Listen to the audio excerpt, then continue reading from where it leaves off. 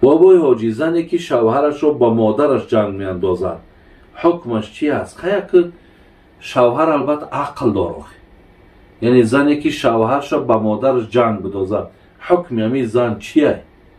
حکم این زن آمد انا چی؟ من یگان چی گفته نمیتونم. خداوند ترا عقل داده، وقتی که همین میبینی که زنت قطعی مادر جنگت می اندازه عقل داده خداوند، فهمیش داده، درک داده. تو باید که در حال پیش او را بگیری بگوی که ایتری مثال حرف های بیهوده نگو. یعنی هیچ وقت مقصد، اگر مقصدت خواهشت این باشد که من با زنم، من با مادرم یا با خواهرم یا با برادرم جنگ میکنم برای خاطر تو، نمیکنم. یک بار دو بار همراه مقصد بفهمانش، گفتی تاجیکای ما ایزاش بته، خدا خواهد دیگر تمام. وقتی ترا که جنگ انداخت و تو قطعی مادر گپت بلند که رفت، تمام دیگر مقصد او حاصل شدگیه. دیگر این کار باید دائم تکرار شود. برای خدا عقل داده، هیچ وقت قطعی مادر به خاطر زن جنگ نکن، هیچ وقت جنگ نکن، هیچ وقت دل مادر سیاه نکن. و زنها هم باید که هیچ وقت با مادرها فرزندا را جنگ ناندازید، زیرا این بدبختیش در زندگی ختم میرسد. هیچ وقت فکر نکن که مقصد من با این کارم پیشروی میکنم یا مقصد یگان نیتای دارم در نیتها میرسم. نه، نمیشود هیچ وقت، زیرا در این کار الله ناراضیه. برای وقتی الله که ناراضی شد، مقصد کارت بد میشود، حالت بسیار بد میشود، بسیار بدبختی ها دامنت میگیرد. برای این کار نکن. آیا در اسلام سوراخ کردن گوش با مردها جایز است یا نه؟ یک پسرچه بیمار است، میگوید گوشش رو سوراخ کنید، بیماریش سبک میشید است. این درسته؟ آخر طبیبا پرسید.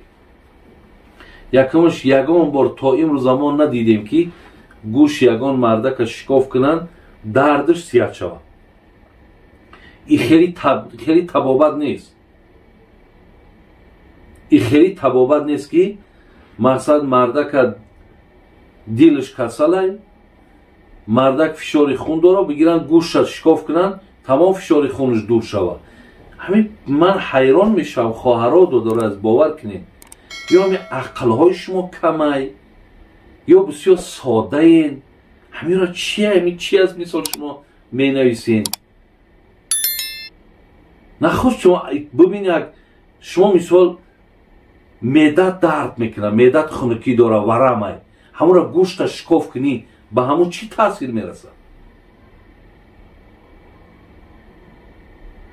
یا مرد گوشوش سوراخ کرده، اگه همین قدرش نمیرسید، همیش نمیرسید. خدا پرده کنه. آخی تاجیکی ما برادرای عزیز، آخی تاریخ داره.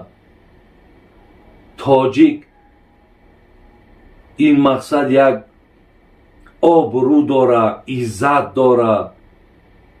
این تاجیک در روی عالم مقصد همچو یک بسیار مردم باوقار و مردم بغیرت میشناسند. گوشات شکاف میکنی، با چی نغمای دیگه پیدا میکنی. برای این کارا رو نکنین، این کارا نادرسته. نه گوشاتون شکاف کنین، نه مقصد یگان لباس های تنگ بپوشین. برای این کارها رو نکنین دادرای عزیز، خواهرای عزیز، این کار رو نکنین. این چیزا از ملت ما، از مردم ما نیست.